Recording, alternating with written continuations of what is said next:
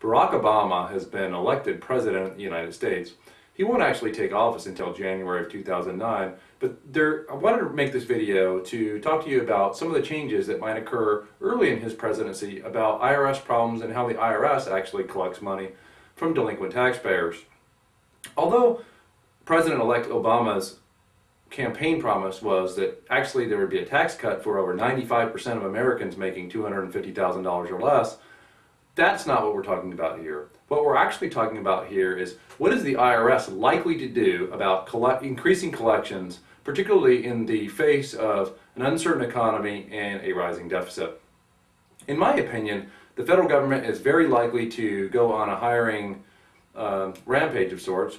They've actually done this in the area of border control and in the Transportation Safety Administration. We've all seen all those people in the airports wearing the white shirts.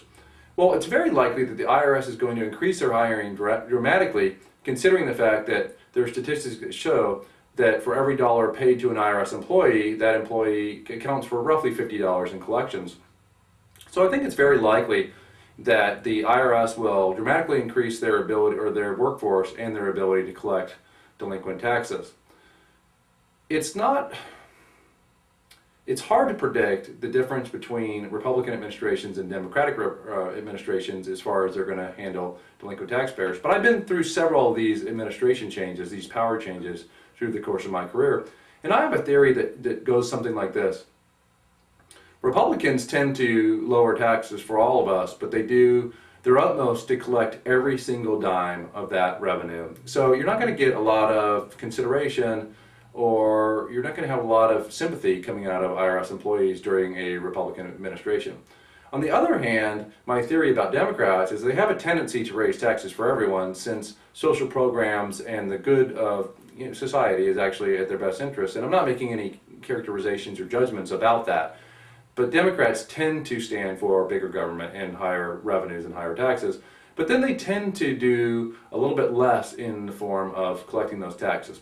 I actually think what we're going to be facing here is a paradigm shift. It's going to be a real change. What we're going to have here is we're going to have a president who believes in bigger government and believes in spreading the wealth around, but he's also going to do a whole lot more to collect that wealth than any recent president has done.